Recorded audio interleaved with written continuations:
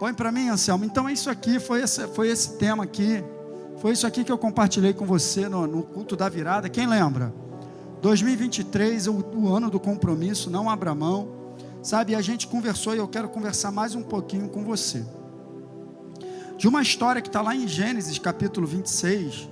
Uma história de Isaac.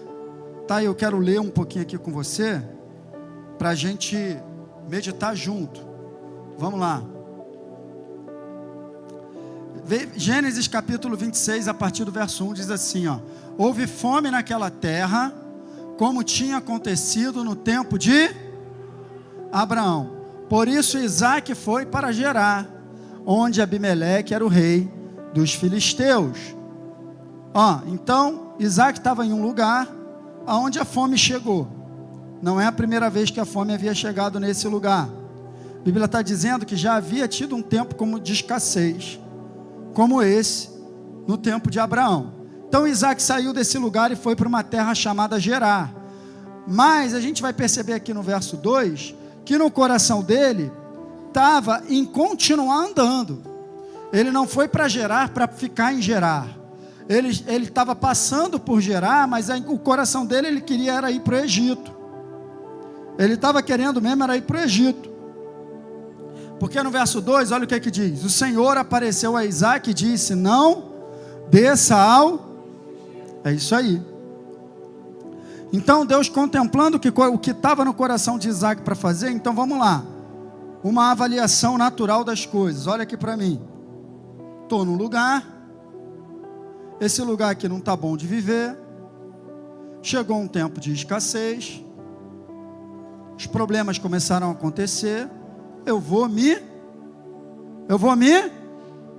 mudar, vou sair daqui, vou para outro lugar.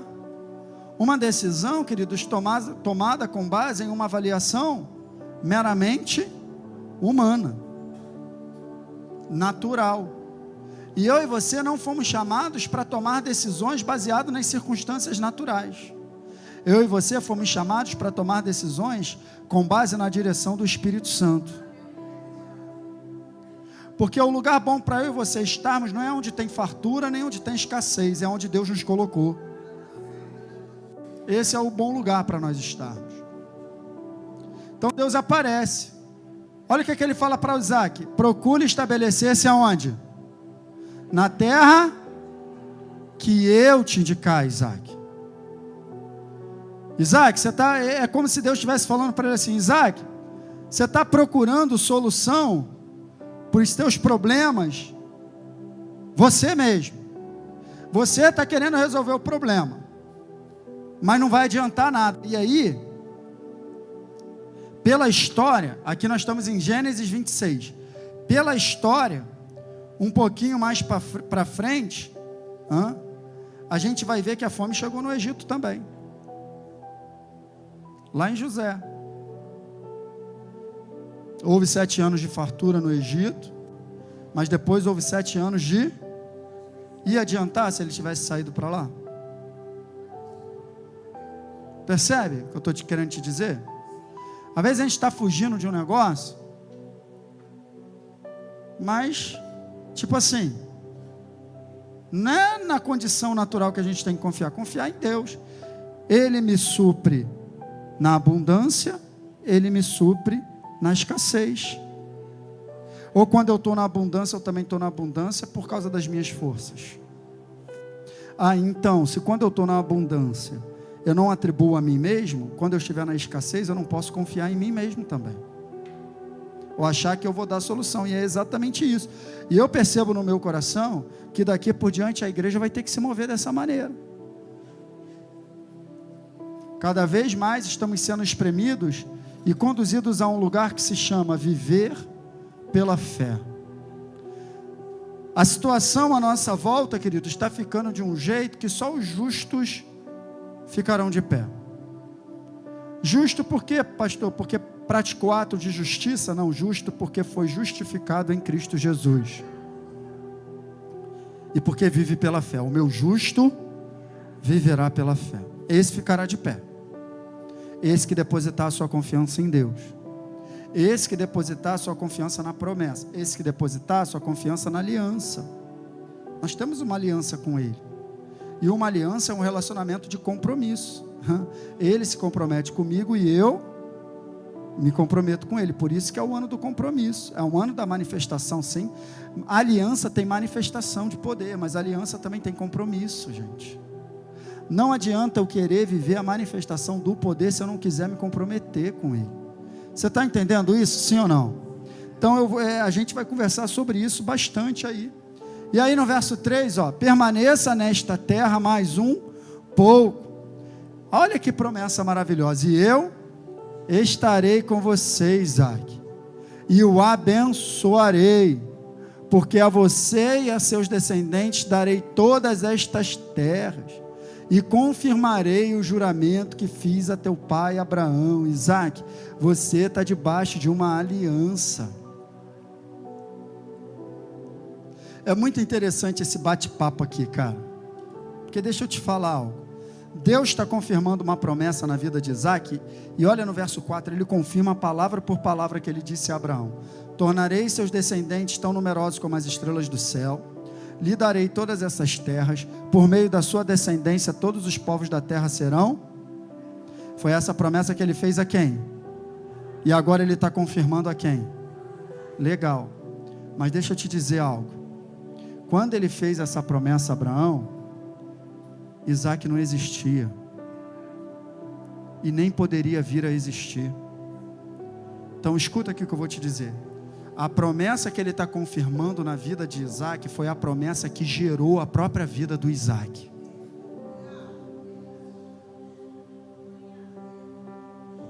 Isaac, eu estou confirmando uma palavra na tua vida, querido, que se não fosse essa palavra você não teria nascido, porque teu pai estava velho e tua mãe era estéril. E eu um dia prometi para o teu pai: eu vou fazer teus descendentes numerosos, você vai ter muito filho. E aí você nasceu, Isaac. Então quem é você agora para querer ir para o Egito? Eu te gerei, a minha palavra te gerou, e a minha palavra vai te sustentar. A palavra que gera a promessa é a palavra que sustenta a promessa. Você tem uma palavra? Você tem uma aliança? É essa palavra que vai te sustentar até o final. Então como é que ele vai para o Egito assim? Que isso, Isaac? Sair da minha presença? Você nem existia, cara. Você não era nada. Você não tinha nem como vir. Tua mãe riu, Isaac. Poderia, cara, Deus de repente sentar para tomar um café com ele e falar: Isaac, tua mãe riu, achou que você não ia nascer. Sabia que teus pais não acreditavam que você... Isaac, o único que acreditou que você vinha ao mundo foi eu. Isaac, quem te botou no mundo foi eu, Isaac. Quem é você agora então para querer sair? Para querer viver do teu próprio jeito? Eu sou independente, eu vou para o Egito porque aqui está tendo fome, eu vou para lá sem perguntar nada. Ei, aquietai-vos e sabei que eu sou Deus. Ele diz assim. Você está pegando isso, quanto isso é poderoso? Porque essa promessa que gerou a vida, eu estou recebendo aqui o link do culto da igreja que já começou, mas eu estou no culto, amém? Queria avisar que eu estou no culto, amém, queridos, é isso aí. Então, a promessa que gerou Isaac, sustentou Isaac, ele repete as mesmas palavras, queridos. Então percebe, olha aqui para mim, cada um de nós, eu e você, vamos ser tentados a tomar decisões, avaliando tudo de forma natural. Os sentimentos, eles pulam na frente. Quando uma situação, presta atenção, por que Isaac está tomando essa decisão? Por que ele está decidindo ir para o Egito? Porque quando acontece uma situação, a primeira coisa que pula na frente são os nossos sentimentos. É a primeira coisa que para nos levar a tomar uma decisão. Mas se a gente decide nesse afã dos sentimentos, não é o perfeito conselho. O perfeito conselho vem de Deus. Então Deus aparece a Isaac e fala: Isaac, não toma essa decisão. Não sai da minha presença. Sabe por quê? Deus poderia falar para ele: porque lá na frente a fome vai chegar no Egito também, não vai adiantar nada tu ir para lá. Sabe, queridos, olha aqui para mim, toda vez que a gente toma uma decisão de sair do lugar que Deus nos colocou, a gente acaba perdendo aquilo que a gente está querendo salvar.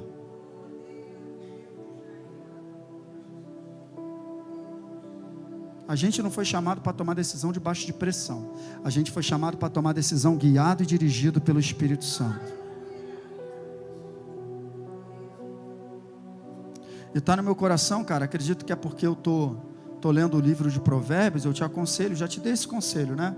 Leia o livro de Provérbios, um capítulo por dia, são 31 capítulos, janeiro tem 31 dias. Hoje mesmo, eu já li, não, ainda não li hoje, mas ontem eu li, acho que o 14º, hoje são 15, hoje eu vou ler o 15º, então estou nessa jornada, e fala muito de sabedoria. Provérbios fala muito de sabedoria, para a gente poder viver a vida, gente. A gente vai vivendo uma jornada sem sabedoria, a gente vai plantando e depois vai colhendo coisa errada. Não tem nada a ver com Deus, querido. A gente foi chamado para andar na sabedoria de Deus, tomando decisões acertadas, guiados pelo Espírito Santo, pensando antes de falar, pensando antes de decidir, sabe? Não agindo na hora da raiva, não falando coisas na hora da ira. Então a gente vai vivendo pelo sentimento, a gente vai vivendo nessa emoção, a gente vai plantando sementes ruins no solo e depois a gente mesmo vai colher. Então muitas das consequências que nós colhemos na nossa vida não é o diabo, é falta de sabedoria da nossa parte em viver.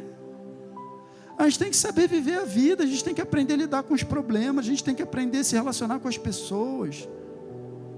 É difícil, mas eu também sou difícil. Você é difícil, eu sou difícil. Você está entendendo, sim ou não?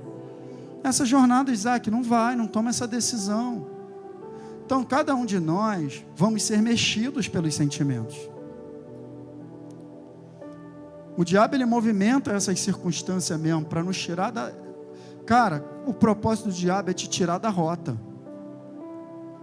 Porque se ele te tira da rota que Deus te colocou, você está perdido.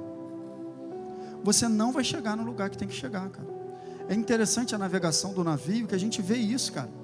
A gente insere os graus ali na bússola. Se você erra um grau na inserção, se você erra um grau, em 10 quilômetros não faz diferença nenhuma, mas em 100 quilômetros você está totalmente fora da rota, fora do destino, porque você desviou um grau aqui no começo, aí vai fazendo assim, ó.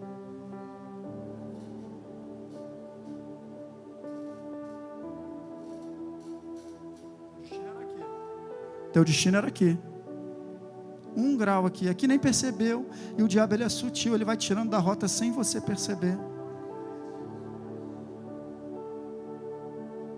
Aí sabe quando você vai dar por conta?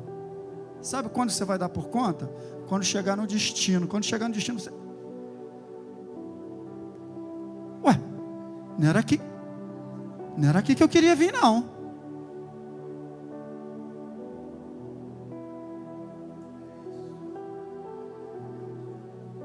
Então você percebe a importância de nós sermos sensíveis, cara, e sermos guiados pelo Espírito Santo. Então Deus fala com Isaac isso. Deus fala isso com Isaac: não desce, permaneça, eu vou te abençoar. Agora, olha só que legal no verso 5 o que ele diz. Porque Abraão e...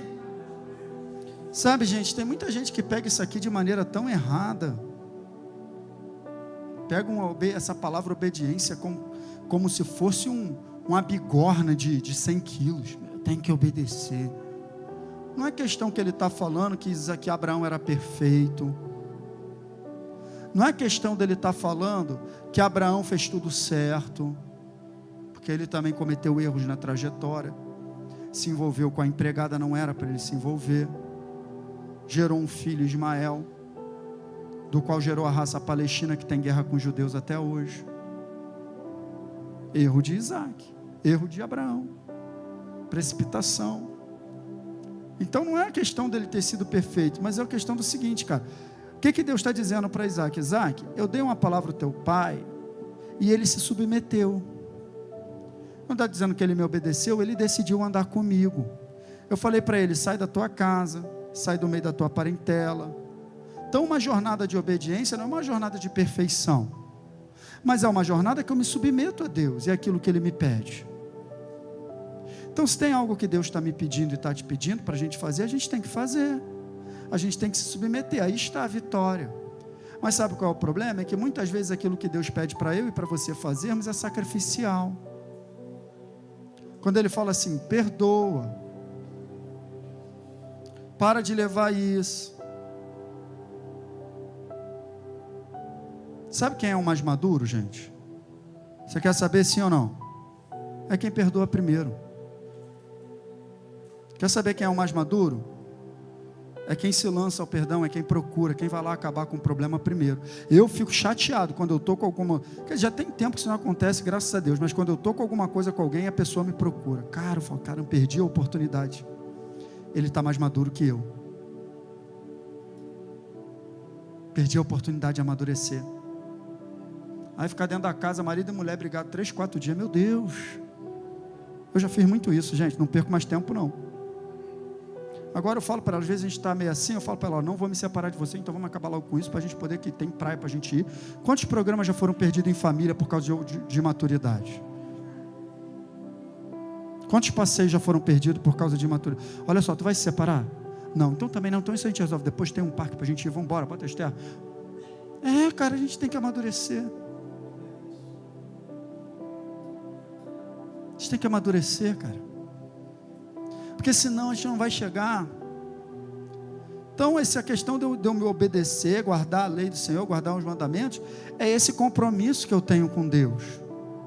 Por exemplo, você acha que, cara, eu tenho certeza, cara, se 100%, mais 50% da igreja que está aqui dentro hoje, nesse calor aqui, pensou em ir na praia hoje. Cara, eu não vou no culto hoje não. Eu vou no culto da noite, eu vou na praia. Mas o que fez você estar aqui? O teu compromisso. Você está comprometido com Ele. Você não abre mão. Isso aqui faz parte da tua vida. Você não vem por obrigação. Você vem porque você ama esse lugar aqui. E depois você vai na praia. Sabe? E depois você volta e Deus vai te abençoar. Você está entendendo, sim ou não? Eu já acordei. Falei com a Monique. Falei, amor, arruma a Esther, vamos para a praia. Ela, amor, o culto. Falei, não vou para o culto hoje de manhã não, amor. Você é o pastor, vai pregar. Tá, esqueci. Brincadeira. Mas é isso, a gente às vezes é assim. Então, estou te falando algo simples, mas que te abençoa. Quando a gente se submete à lei de Deus, quando a gente se submete à palavra de Deus, quando a gente começa a andar nessa sabedoria, a gente começa a colher frutos bons, cara. Porque muitos resultados ruins da nossa vida é fruto das nossas atitudes, gente. O diabo não tem nada a ver com isso não. Tu conhece a história do eu só desamarrei o boi? Conhece? Quem não conhece, levanta a mão. Tem um pessoal que não conhece, eu vou contar. A história do só desamarrei o boi é o seguinte: tinha 2 vizinhos de uma fazenda e um boi que ficava no curral. Um dia esse boi se soltou e atravessou a cerca do vizinho, foi para o outro lado da outra fazenda e acabou com a plantação do vizinho. Acabou, deu um prejuízo danado. O que aconteceu? O vizinho pegou a sua espingarda e matou o boi. Depois que ele matou o boi, o dono do boi ficou irado, ficou sabendo como é que o cara mata meu boi. Pegou a sua espingarda, foi lá e matou 3 boi do outro vizinho. Aí o vizinho, quando viu que além do boi dele ter dado um prejuízo nele na plantação, ele tinha matado 3 boi dele, foi lá e fez o quê? Matou o vizinho. Aí o filho do vizinho que morreu, sabendo que o vizinho tinha matado o boi do pai e depois matou o pai, foi lá e... Tragédia, gente. Aí, meu Deus, o diabo está furioso no meio dessa família. Olha o que o diabo está fazendo. Aí sabe o que o diabo falou? Eu só soltei o boi.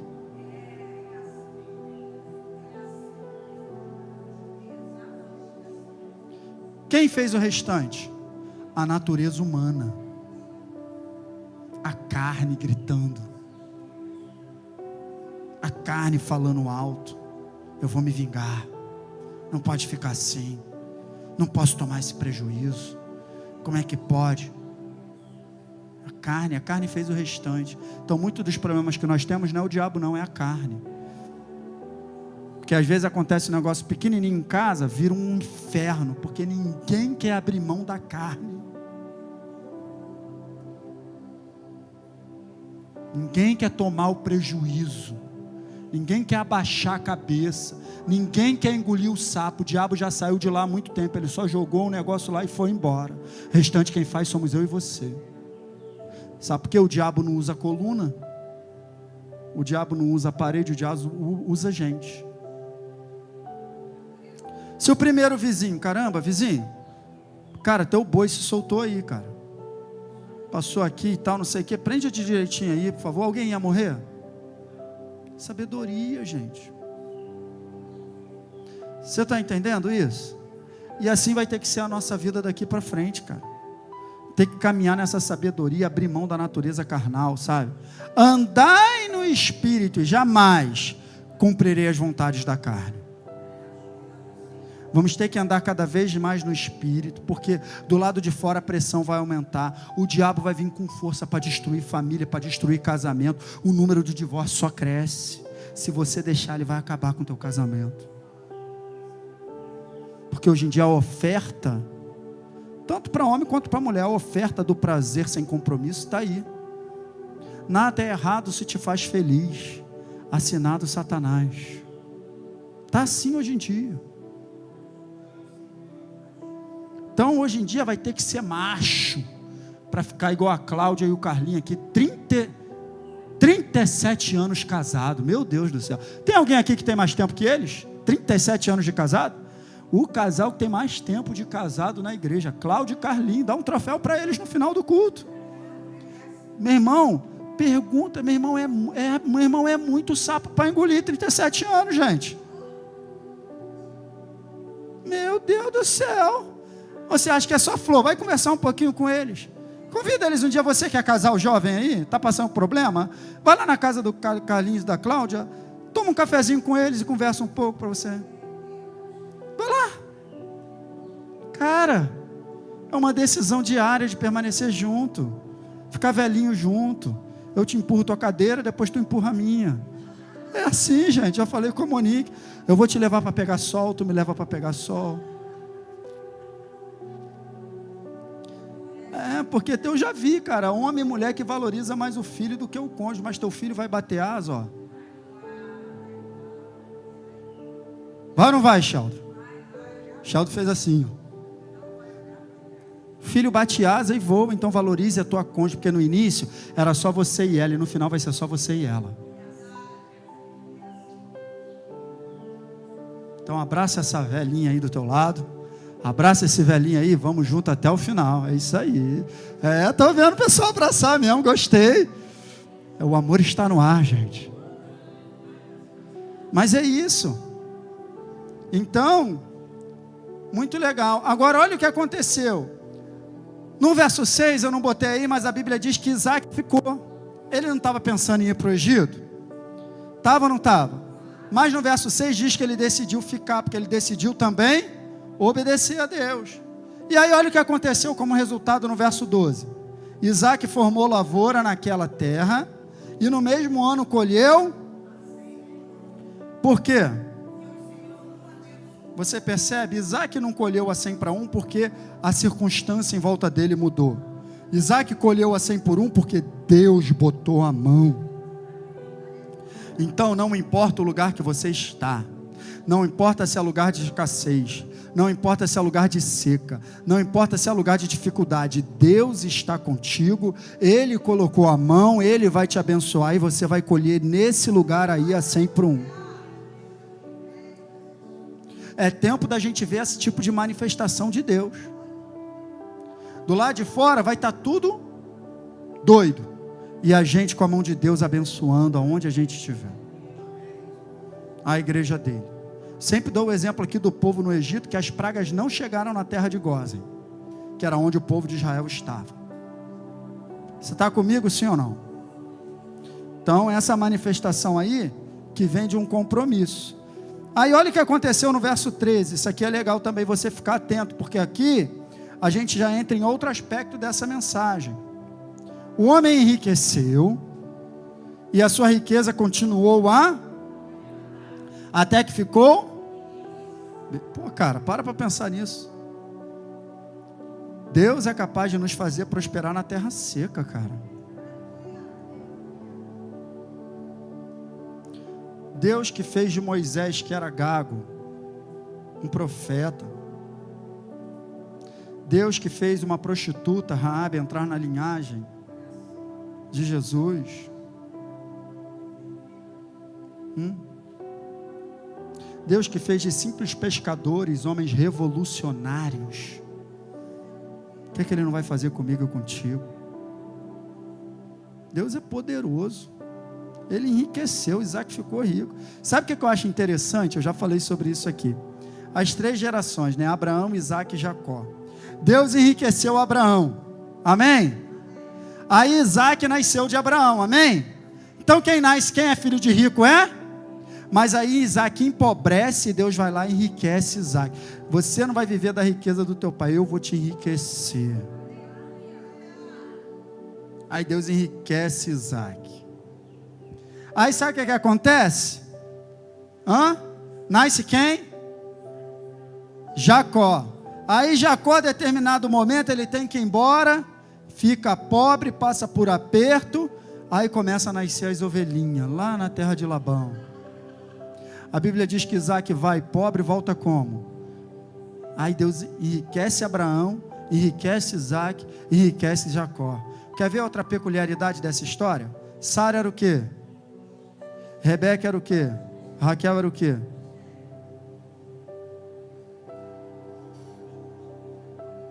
Deus escolhe uma família para estabelecer a sua descendência só de mulher estéril. Ele quer provar ou ele não quer que ele não depende do homem? Que ele não depende de circunstâncias favoráveis.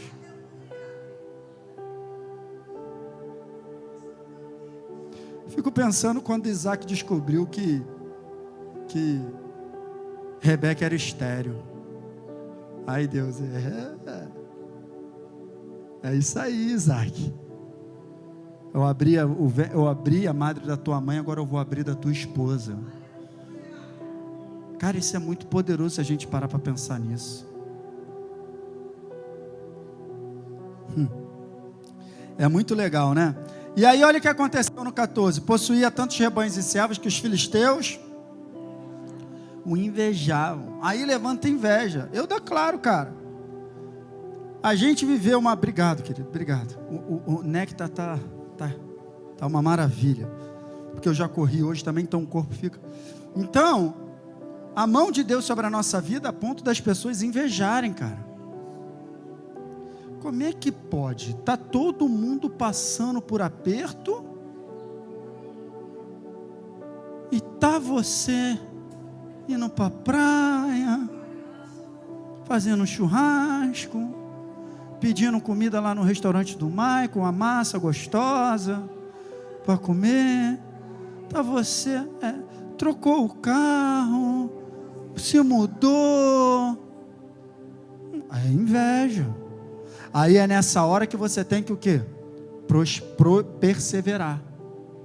Por quê? Porque a inveja, aí você vai ler, eu não botei aqui, tá? Mas a partir do verso 15 você vai ler que a inveja fez com que eles começassem a entulhar os poços, perseguir, foram lá entulhar os poços. Mas aí Isaac saía de um lugar, ia para, abria outros e achava, meu Deus, aí eles iam lá e entulhavam o poço de Isaac. Isaac ia para outro lugar, abria outro poço e a água. Aí Abimeleque olhou, pô, só onde ele cava que dá água, vamos cavar no mesmo lugar. Cavava a terra. Isaac saía, cavava a água. Meu Deus, um do lado do outro. Aqui tem água, aqui tem. Cara, o veio da água acompanhava por onde Isaac ia, cara.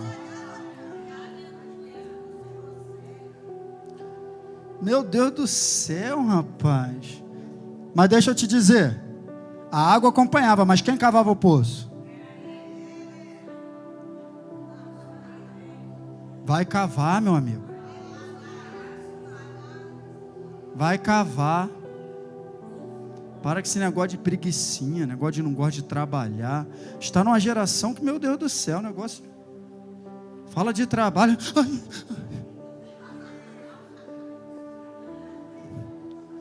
É o que, rapaz? Vai trabalhar, rapaz. Garra uma pá. Hoje em dia, tá difícil, mas não tem nada a ver, ó. Tem a ver com a cultura da galera que está vindo. Eu estou falando para você, porque eu trabalho lá na Marinha, lá recebendo a galera que está chegando. Os jovens estão vindo muito despreparados, gente. Porque, cara, eu vou te dizer, eu já trabalhei nesse negócio aí de ajudante de pedreiro, já trabalhei. Virando massa, carregando material, quando eu morava aqui, fazia muito isso. Eu gostava de um dinheirinho, tinha que levar a gata para o cinema. Levar a gata para o cinema, meu irmão, vai ter que gastar um dinheiro. Sexta-feira eu fui levar a Esther no cinema, antes de sair de casa eu já tinha gastado R$100. Comprei o ingresso pela internet, R$100. Falei, caramba, nem saí do shopping, nem saí de casa, Márcio, já gastei 100. Mas não sei quanto com estacionamento, mas não sei quanto com pipoca no shopping, meu Deus, é pipoca de ouro, R$60. Misericórdia. Falei para a Monique, a próxima vez vamos levar na bolsa uma pipoquinha já estourada.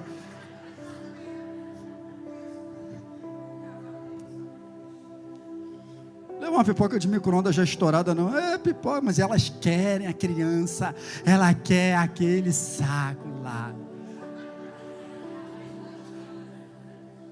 Porque criança quer aquele saco de lá. Se você comprar, tem vergonha.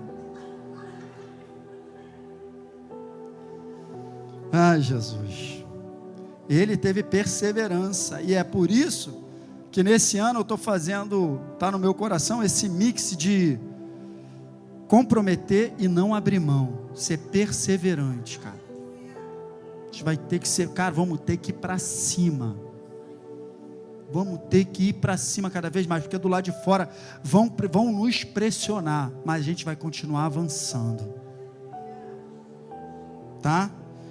E aí, no meio disso tudo aí, depois você lê lá, Gênesis 26, ó. Leia o capítulo 26 de Gênesis, porque, cara, a inspiração de Deus sobre essa igreja para esse ano está nesse capítulo. Tem muita coisa aí. Aí no meio do caminho, essa perseverança toda, Deus aparece a Isaac de novo, lá no verso 24, e confirma tudo. Naquela noite o Senhor lhe apareceu e disse: eu sou o Deus de teu pai Abraão. Não tema, porque estou com você. Eu o abençoarei, multiplicarei os seus descendentes, por amor ao meu servo Abraão. Sabe o que essa passagem está nos ensinando? Que essa mesma palavra que ele recebeu no início, no meio do caminho ele precisou lembrar. Então, sabe, no meio da perseverança você tem que sempre estar se lembrando da promessa. Porque para perseverar tem que ser com uma base. E a tua base é o que Deus te fala. A minha e a tua base é o que Deus fala comigo e contigo. É o que Ele falou comigo e contigo. É isso que vai te sustentar até o final. Então eu e você vamos ter que relembrar no meio do caminho. Amém, queridos? Então eu cheguei no ponto. Consegui chegar no ponto que eu parei no culto da virada. Viveremos um tempo da manifestação poderosa de Deus em todas as áreas da nossa, através de um compromisso. E esse compromisso está lá no verso 5, quando diz: Abraão me obedeceu, guardou os meus mandamentos, guardou os meus estatutos. Através de um compromisso da nossa parte com Ele. E aqui precisaremos de coragem para não abrir mão da aliança que temos com Deus e viver a sua. Então percebe, presta atenção. Tudo que está no meu coração para esse ano é isso. Do lado de fora a situação vai piorar. A gente está vendo isso já. Já estamos vendo. Quem acompanha a notícia, quem tem estômago para acompanhar a notícia, porque eu muitas vezes não tenho, eu não vejo, eu prefiro ser o desinformado. Tem certas coisas que eu ouço, que eu vejo, que eu fico impressionado como que o povo pode ser tão cego, como fico impressionado. Então eu nem vejo, que eu não tenho estômago, mas se a gente começar a ver as notícias, você já vai ver, o negócio já vai piorar. E não vai piorar por causa de governo, vai piorar porque está escrito. O governo vai só cumprir o papel dele que tem que cumprir, de trevas, nesse tempo. É isso que vai acontecer. É isso que vai acontecer. Vamos continuar orando pela nossa nação, mas o governo vai cumprir o papel dele, assim como Deus levantou Ciro e levantou o rei da Babilônia para ir lá e sitiar Jerusalém e tomar tudo. Deus estava no controle, porque os julgamentos acontecerão sobre a face dessa terra, de um povo que escarnece de Deus, de um povo que não quer saber de Deus, de um povo que chama eu e você de fanático. Não é vingança da nossa parte não, minha é a vingança, diz o Senhor. O que nós temos que fazer? Clamar por misericórdia nesse tempo, amar as pessoas, amar as vidas. Não tem nada a ver com sistema maligno. Sistema maligno para o lado de lá, as pessoas a gente tem que amar e trazer. Separar bem essas coisas, queridos. E o diabo está levantando divisão, até mesmo através de política, que é para a gente se distanciar das pessoas. Não caia nessa armadilha. Não caia nessa armadilha de ser um defensor de partido político nesse tempo. Não caia nessa armadilha do diabo para dividir as pessoas. Não caia nessa armadilha. Defenda a bandeira de Jesus. Defenda a bandeira de Jesus, porque o tempo do lado de fora as coisas vão piorar, está escrito. Tenho acompanhado diversos homens de Deus falando sobre isso. Já tem gente fazendo o link com o tempo que a gente está vivendo com Apocalipse 5, vai lá ler. Vai lá ler. E se a gente está em Apocalipse 5, queridos, está muito perto. É interessante que a Bíblia diz que o dia e hora ninguém, mas não falou nada do ano.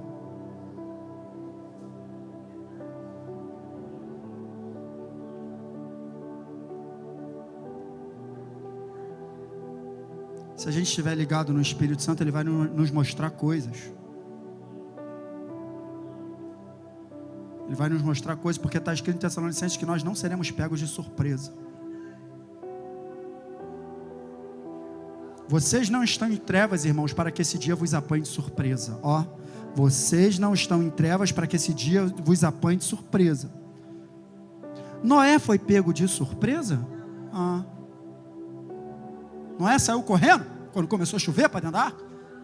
Noé, pega a tua família e entra.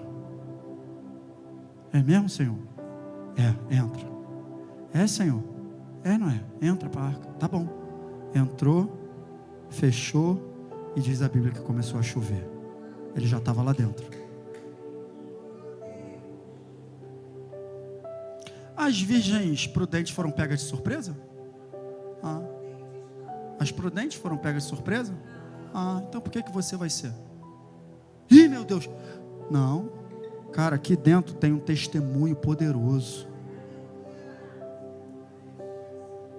Aqui dentro tem um testemunho poderoso de tudo que está acontecendo no cenário mundial.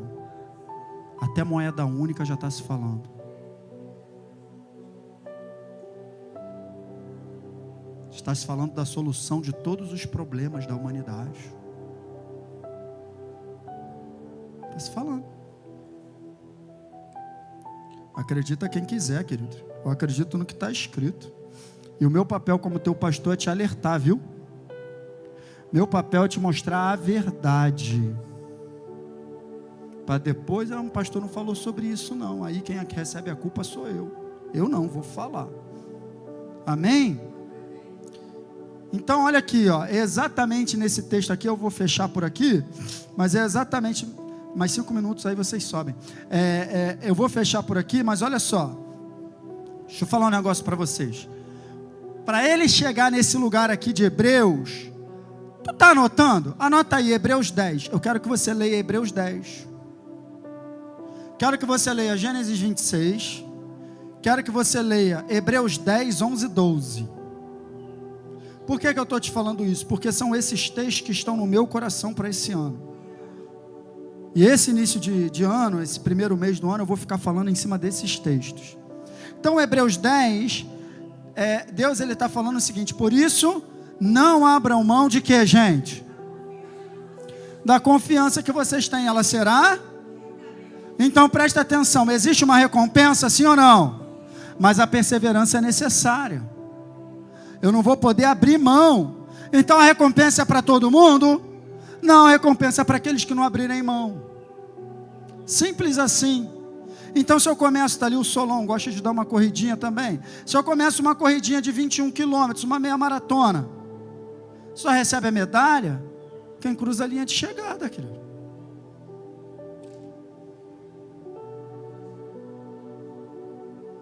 Então, no meio do caminho eu posso sentir vontade de desistir.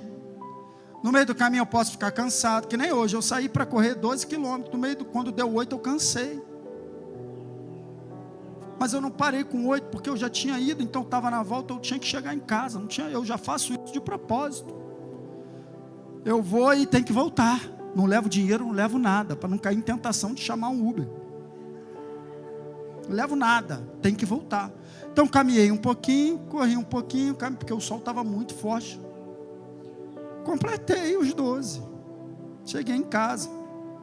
Você está entendendo o que eu estou falando? Se ficar pelo meio do caminho, não recebe a recompensa. Essa é a questão. Então a gente vai falar um pouco de perseverança também. Não abram mão. Então vai ser um tempo, esse ano de 2023 daí por diante, vai ser um tempo que nós vamos ter que nos posicionar naquilo que nós acreditamos. Não abram mão, não é de qualquer coisa. Não abram mão da vossa confiança. Não abram mão da vossa fé. Não abram mão daquilo que você acredita. E aí, por que eu estou mandando você ler Hebreus 10? Porque ao longo de todo o texto vai falar da aliança que nós temos com Deus. Vai falar da superioridade da aliança em Cristo Jesus. Vai falar da obra da cruz. Vai falar de tudo que nós somos agora em Cristo. Então ele está mandando, olha, não abra mão da confiança com base naquilo que vocês são. Não abra mão da confiança com base naquilo que Cristo fez. A base da nossa confiança é a obra da cruz. Então vai ser um tempo de eu e você termos essas verdades em alta no nosso coração. Porque as situações que vão acontecendo lá de fora vão vir para questionar a minha e a tua identidade. Vão vir para questionar a minha e a tua posição. Vão vir para questionar a minha e a tua condição de vencedor. Porque nós estamos nessa condição de vencedor. Mas tudo que vai acontecer do lado de fora vai ser para questionar isso. Não abra mão. Se posicione, continue crendo, continue declarando, continue fazendo as declarações corretas, continue confiando em Deus.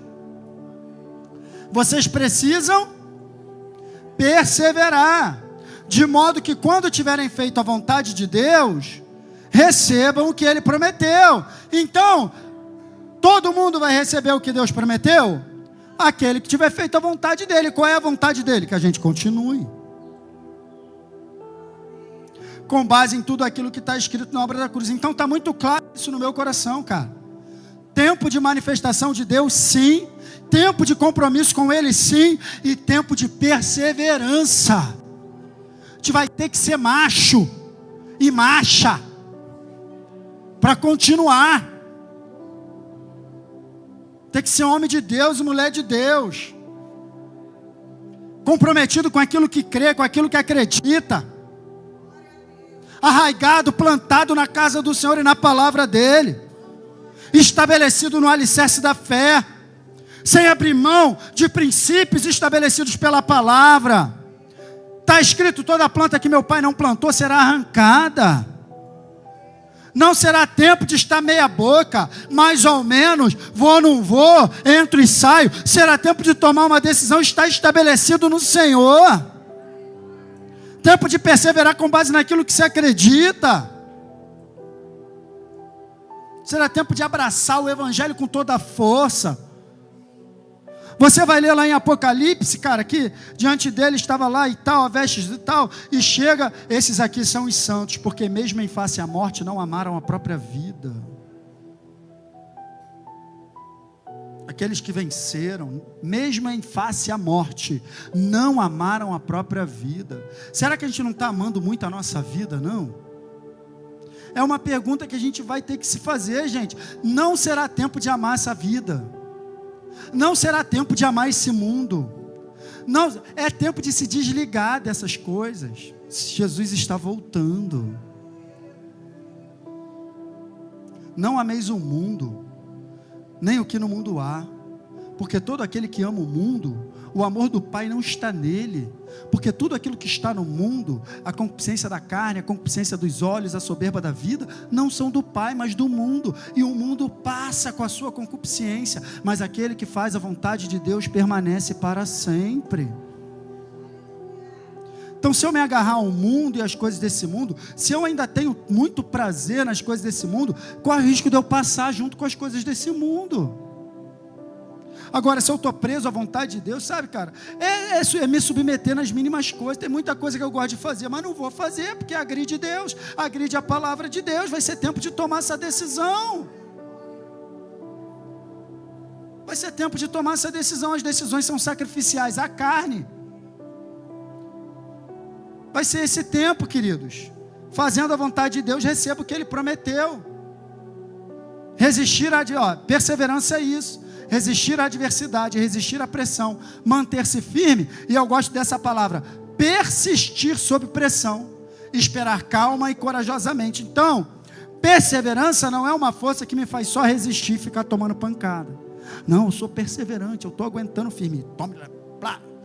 Não, perseverança é uma força que me faz continuar avançando. Persistir sob pressão. A gente aprende isso, sabe, em tempo de guerra. Nós estamos em guerra. Na guerra, quando a gente treina, eu treinei muito isso quando eu fui para o Haiti, né, e aqui nas operações do Rio de Janeiro para entrar em favela, você aprende a penetrar em meio a fogos. Está tomando tiro, não pode só se esconder não, tem que responder. Se você ficar só escondido, já era. Então muitas vezes você vai estar aqui escondido atrás de uma pilastra dessa, e você vai estar tomando um tiro de lá, o teu amigo vai ter que dar, e você vai ter que sair no meio do tiro, você vai ter que sair, confiando no treinamento e tudo aquilo que você aprendeu, e assim a gente vai ter que fazer. Nesse tempo que nós estamos vivendo, cara, eu e você estamos na contramão desse mundo, eu e você estamos na contramão desse mundo, mas a gente vai ter que continuar avançando contra a correnteza. A pressão vem contra nós.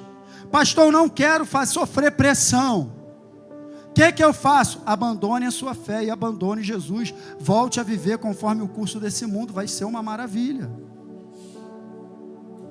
Agora, no momento que eu entrego a minha vida a Jesus, eu já estou na contramão, querido. Eu já estou trocando tiro o tempo todo. Eu já estou em guerra. Não tem como aliviar. Então, perseverança é uma força que me faz avançar, mesmo em meio à pressão. Essa pressão que nós vivemos no mundo, que Jesus falou, no mundo tereis aflições, pressão. Verso 37, pois em breve, muito em breve, aquele que vem, virá e não demorará, mas o meu justo viverá pela fé, e se não me agradarei dele. Sabe o que Deus está falando? Quando Deus ele fala assim, não é que eu não me agradarei, eu vou ficar chateado se ele não retroceder. Deus agora vai fazer biquinho no trono, porque você não retrocedeu. Não é isso que ele não vai se agradar. Essa palavra aí no original está dizendo o seguinte: se você retroceder, não tem como andar com ele, não tem como estar com ele. Agradar é a mesma coisa que estar junto. Você está entendendo? Então não tem como voltar atrás.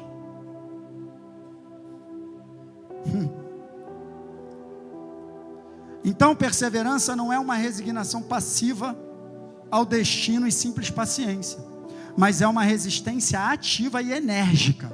Ei, perseverança é uma resistência ativa. Vou repetir, perseverança é uma resistência ativa e enérgica à aparente derrota, que permite tolerância e calma corajosa. Calma em meio aos problemas. Calma corajosa de quem sabe que está tudo certo. Perseverança em fé é isso. Porque eu botei aparente derrota? Eu gosto desse termo, porque do ponto de vista natural parece que estamos sendo derrotados, mas do ponto de vista do céu é só treinamento. Então é uma aparente derrota. A cruz parecia derrota. Olha para a cruz. olha para Jesus todo arrebentado, todo ensanguentado, olha para a coroa de espinho na cabeça dele, olha para a lança que enfiaram no ventre dele, olha para os pés presos e as mãos pregadas. Olha, ele estava pelado, o cenário era de derrota. Quem olhava dizia: coitado, como é que pode? Agora vai morrer. Era um cenário de derrota. Muitas vezes a tua vida está igual a cruz. Quem olha tem até pena. O cenário é de derrota. Tudo parece que é derrota, mas foi a maior vitória que Jesus conquistou. Porque ele não ficou morto, ele ressuscitou. E a cruz é o cenário de vitória, apesar de parecer um cenário de derrota. É só o cenário, é só a aparência, a aparente derrota. Parece derrota, mas é vitória. Do ponto de vista do céu, é aprimoramento. Do ponto de vista do céu, é aprimoramento. Nós, porém, não somos dos que retrocedem e são destruídos. Somos dos que creem e são salvos. Aleluia. Fique de pé. Sabe, queridos, a nossa vida com Deus é isso aí mesmo.